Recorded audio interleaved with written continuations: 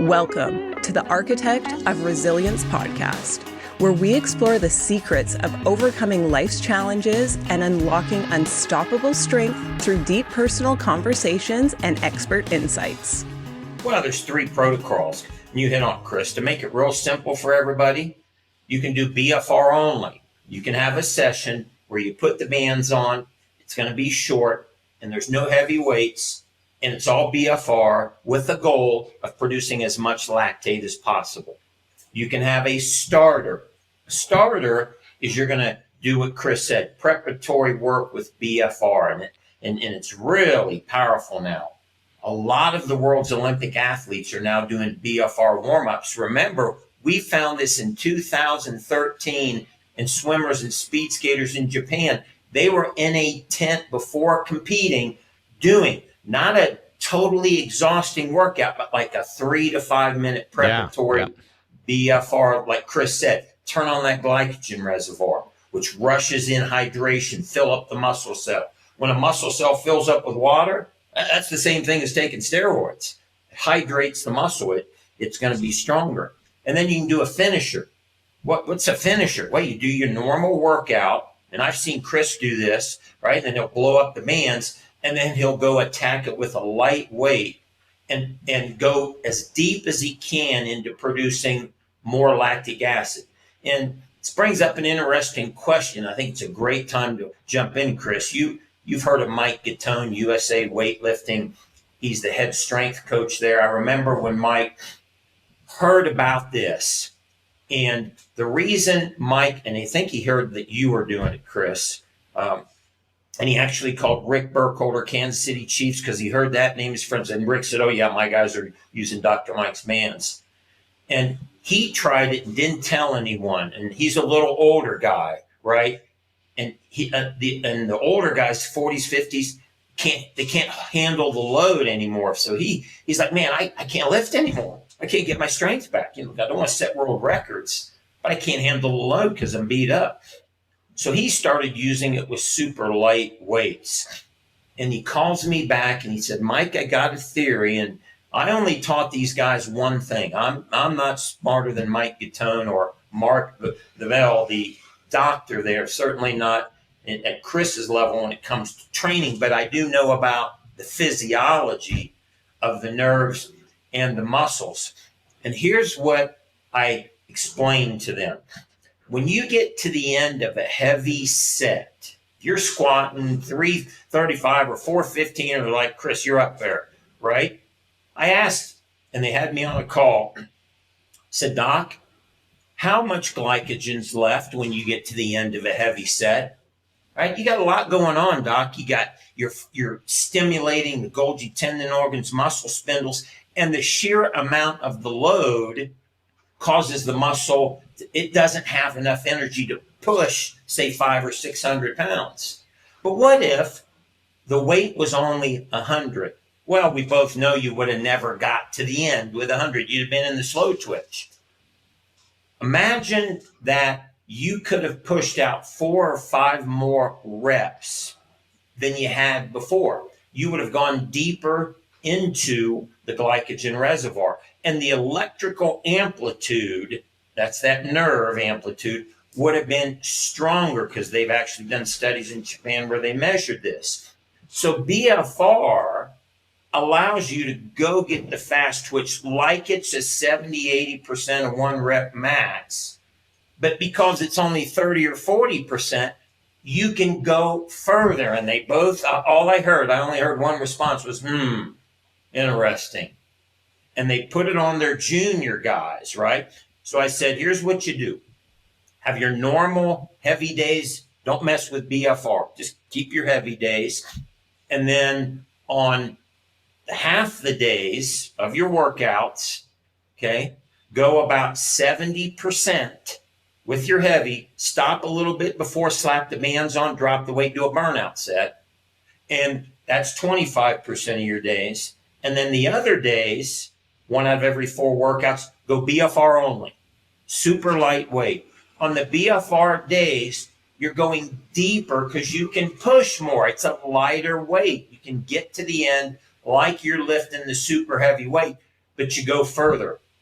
And it stimulates the nerve anabolic signal more. And that's what Chris experienced. That's what Mitchell Hooper has been talking about. I can stimulate my nerves in a whole different way. And the strength coach called me back and said every one of his junior guys broke all their records.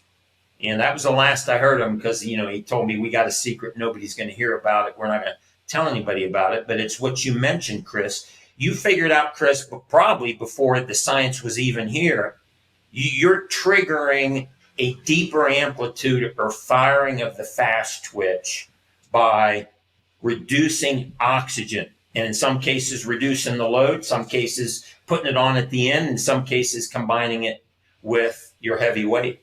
Let's dive into the world of optimizing your overall health. With pushing my physical limits, I encountered significant reductions in my health, and I reached out to Merrick Health. As the premier telehealth service, I loved their personalized health coaching from the comfort of my home. They empower you with the choice of self-service diagnostic labs, or what I chose, the guided optimization with expert interpretations of blood work, health coaching, and with medications delivered to my door. Merrick Health is your partner in optimizing your health. Listeners can seize a fantastic 10% discount off their first blood work with code RESILIENCE at merrickhealth.com. That's code RESILIENCE for 10% off. Yeah, no, I found so many applications for that. And there was, I had a recovery protocol after those super intense sessions where I would sit down and lay on a couch and just kind of squeeze my legs with it ramped really high in my post-training session when I squatted, 990 pounds for 3 triples, let's say. Mm-hmm.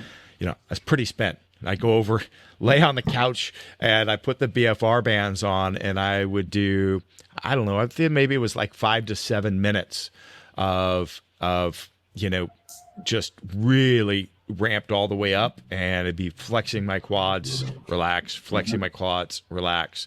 And that really seemed to help my recovery protocol. And I think it seemed to enhance my strength as well at the same time. How that works, I don't know. A lot of what I did was a little bit, I guess, intuitive. Yeah. No, I can tell you how it works. Please.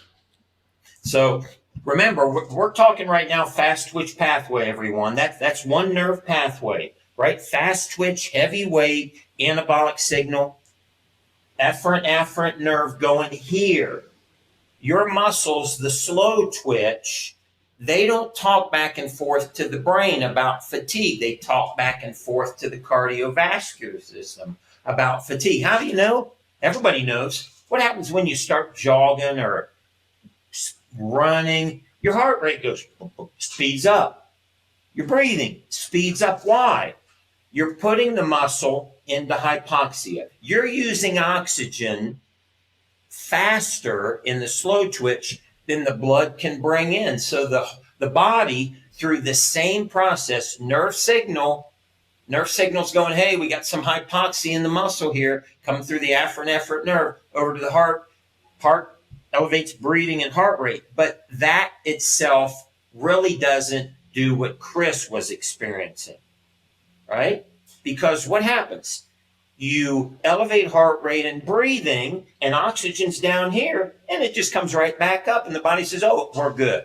We elevated heart rate, we elevated breathing, the oxygen's back up in the muscle, the slow twitch can keep going. Remember Forrest Gump? He went for a run, and he just kept running because the body brings the oxygen up. What happens if you are breathing a little harder and your heartbeat is up a little bit, but this drop in oxygen doesn't come back up? Well, when you put the bands on and you restrict oxygen flow by blood flow, this simple elevation in heart rate and elevation in breathing can't get the oxygen back up.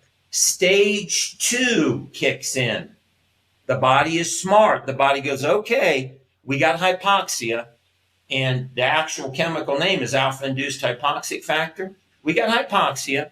We've elevated heart rate and breathing, but the oxygen's still down here because we've cut it off a little bit. The body then triggers nitric oxide. This substance, which you've heard about, which is very grossly explained in a completely wrong way, this substance is sitting in the endothelial lining of your blood vessels. Now, we'll talk about taking nitrates. Oh, yeah. That's going to have an impact. Taking nitrates with BFR is the way to go. So Yes. This is the product here. We'll talk about it in a minute. L-citrulline, betaine anhydrous, arginine nitrate, and then I've got the calcium lactate in there. Oh, yeah. You just take it to another level. Yeah. So the body then releases, the nitric oxide gets released by alpha-induced hypoxic factor. What's that do? It thins the blood. The water goes from kind of like oil to water. The blood goes from like oil to water. It's a blood thinner. Why? So it can move faster to the working muscle. And all the blood vessels do this, vasodilate. So now think about this. Chris has just completely taxed his legs in these super heavy training loads. And he's got all these metabolites and byproducts of muscle metabolism in addition to lactic acid sitting there, right? So he goes over and he puts the bands on and he just starts squeezing his legs for a recovery. And he starts feeling, Chris will tell you, he'll feel a little burn. What's happened? The oxygen drops because he's doing some leg pumps. Heart rate goes up, breathing goes up, can alleviate because he's got the bands on. And he's only sitting there for 1 or 2 minutes and he's getting a nitric oxide dump like he's been in the gym for an hour. He's been running for 45 minutes because it's triggered by hypoxia. All of a sudden, deep in those muscles, all those deep blood vessels go like this, and the blood comes rushing in, and then it goes rushing out, and it carries all that garbage out of the muscle in a matter of minutes that would typically take a day or two. So Chris figured out, before probably anybody else even knew it, how he could recover his muscle in just a fraction of the time. And Chris, you probably, experienced this. You probably get up off that couch after you did the BFR. You're probably like, oh my gosh, it feels like I'm 90% recovered already, didn't it? Not 90%, but obviously I could tell a difference. I mean, the amount of stress induced from doing that type of training, which I was doing on a weekly basis leading up to my squat, was just astronomical. So it was just like, what allowed me to learn what worked, though, is I was on the edge of catastrophic failure, right? I was pushing those limits. So my body, I could tell minor changes, how it's just an opportunity it had me in this opportunity to see things that you would normally able to see without like doing a comparison study, right? And, it allowed me to see real time, like right now, this week, today, does that make a difference? Because I was on the edge of faltering or not, right? So it was, that's one of the reasons I did some of those things, is it allowed me to learn and move forward so much faster, but there was a lot of risk associated with it. You're talking about the hypoxia, and I think that this is an important thing to note right here, because, hypoxic conditions in the muscle are, a precursor to typically injury mechanisms or potentiating the risk of injury. But when we're talking about it with BFR, it's different because those hypoxic conditions are created with the bands on. And then as soon as you remove the band, that rush of blood flow and clearance of that area is eliminating those hypoxic conditions, versus if I was just straight without BFR, going to fatigue my muscles and create a hypoxic condition. Let's say doing, 1,000 calf raises, I'm going to create hypoxic conditions in my calves, but then I'm going to probably sustain an injury, in the next couple of weeks from a strain that happens because of the tissue restrictions, all the other stuff that's going on, because I couldn't clear that hypoxic condition. Where the BFR bands, we can stimulate the mechanisms of action that happen from creating that hypoxia, but then also be able to provide the clearance of that through the tissue post that. Am I off in stating that? No. There's two things that Chris is mentioning here. You've got metabolic stress, reduced oxygen, byproducts of muscle metabolism, lactic acid, tapping all the fuel, right? That's metabolic stress. Then you got mechanical stress, overloading the muscle tissue. And more importantly, where the muscle meets the tendon and the tendon hooks into the bone is typically one of the weak spots, right? A lot of bodybuilders, they get a massive pull right where the tendon, or they pull the tendon off of the bone. I've done right? that a few times. Yeah. So when you train all the time, heavy, hard, long, add up all that mechanical stress. Imagine doing that to a rope. Pull hard, pull hard, pull hard. Eventually the fibers are going to start micro tearing and actually, spraying out like that. And then they can't, knit back down. That's mechanical. When you do BFR, you're going and getting the same anabolic signal, but you're taking all that load and time and you're reducing it. So you're dramatically reducing mechanical stress on the body, the tissues, specifically the muscle, by using lighter loads. Metabolically, right? Metabolically, most people are predominantly fast twitch trainers, okay? Meaning they dive right into the fast twitch. They're 70, 80% of one rep max, and they're always working the fast twitch, and they don't have good slow twitch development. They can't go run a mile, right? You ever notice Chris, he's always out chopping wood. This dude's got endurance. This dude can go chop a whole tree down, and, most bodybuilders, they'll crack a couple, things of wood, and their endurance will run out. What's happening here? They ignore or they don't train the slow twitch. They don't go do endurance training. They're power lifters. They're bodybuilders. Now, let's go back to BFR. Where's BFR start? It doesn't start in the fast twitch. It doesn't go attack the fast twitch, okay? It starts with a lighter weight. So it begins in slow twitch. It's like in the beginning of doing a BFR session, you're like, hey, I'm going to go jump on the bike for 20 minutes and create some hypoxia. Think about that, everyone. You're still doing a weightlifting strength move, but you are cross-training. You're starting in a light weight and you're attacking hypoxia in the slow twitch muscles and fatiguing those.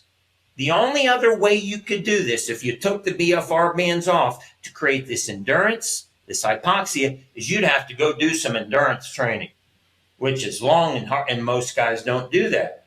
So all of a sudden now, you're introducing BFR and you are creating hypoxia.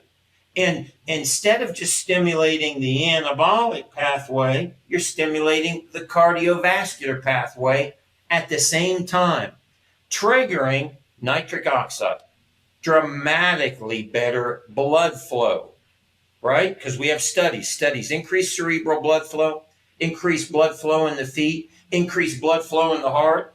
If you got increased blood flow there, you got better blood flow into the deep tissues of the muscle fiber. And you actually go through mitochondrial adaptation like you're an endurance athlete, which is something most strength guys, and I've learned this, and now I've taught all these strength guys I've been teaching. It's like you opened up a whole different world they never knew was there. You're endurance training them because the bands are on. Don't worry that it's only 1 or 2 minutes in a hypoxia. That's all you need.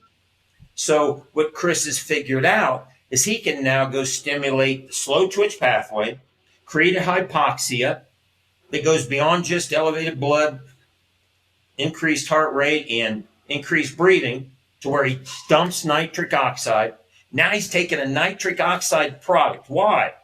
Because he's pulling that nitric oxide so fast out of the blood vessels that it empties that tank, but he's putting it back in with the nutrition product. So he's got this steady flow that he's triggering that never runs out because he's fueling with this incredible supplement he's got. So he's literally doubling his nitric oxide production that Oh was yeah, created it's by- right. You can just feel it, like your Oh, arms yeah. feel like they're gonna burst if you're. But yeah, that's a good time because I think it's important to share a couple stories here around how I've used BFR for recovery. So you've mentioned Mitchell Hooper. I'm not sure if you saw that Trey Mitchell detached his calf I heard about in that. yeah. So they rushed him, flew him to Boston, did surgery, and then that next week I was working with him on his rehab protocols, right? Which involved the things that we're talking about here. And some similar ones that I published is gentleman Travis Rogers that detached both of his quads. Oh, And yeah. within Papa 12 Bear. weeks, Yeah, Papa Bear. yeah, Papa Bear. Within 12 weeks, he was deadlifting 700 pounds and totaling like over 2,100 pounds. So in the top 0.001% of the population, when most people are returning to walking at like 6 months and 50% of people at 2 years are still in pain or, limited range of motion. So, phenomenal results. Now, that was done in combination with how do we amplify the effects of the BFR? And then also, what can the effects of BFR amplify themselves? So, yeah, we talked about the supplementation. So, packing it with nitrates. So this product does nitrates, 2 different pathways, dual pathways. And maybe you use some other products. I don't care. You could use nutritional strategies with high levels of beets, things of that nature. But I also paired the BFR with the peptides because the BFR. So this would enhance the BFR, and which is actually enhancing tissue quality, which is really important. Then we were using peptides to basically regenerate those tissues.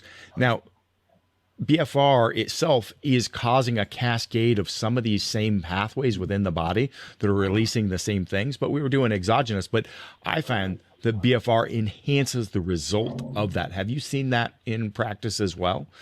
Oh, yeah. I think you can use it obviously without it. I'm not suggesting that people have to, I'm just going, it's really interesting that people, for me, I'm bringing it up because people may be choosing to use peptides to recover, but not thinking about doing BFR. And if you're doing that, why would you not add BFR to potentiate it even higher if you're investing thousands of dollars into, these compounds that, you're putting into your body, right? Is my point. So, Oh, yeah. yeah.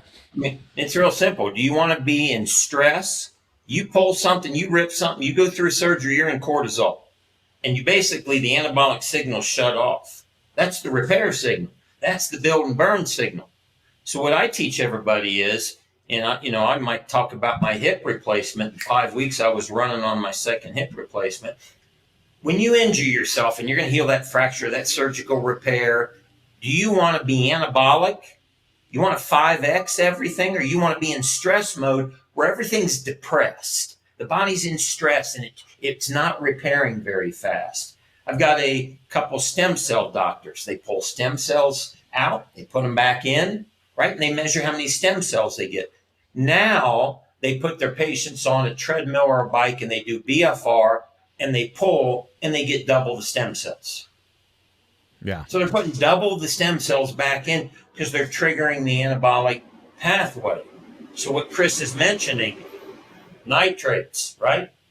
Massive multiplier, right? With BFR, it's like doubling the multiplication.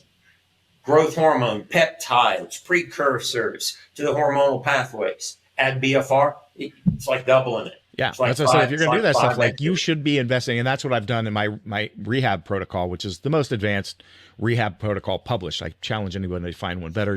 Anybody can get it for absolutely free on my site, and you will see an entire section on BFR.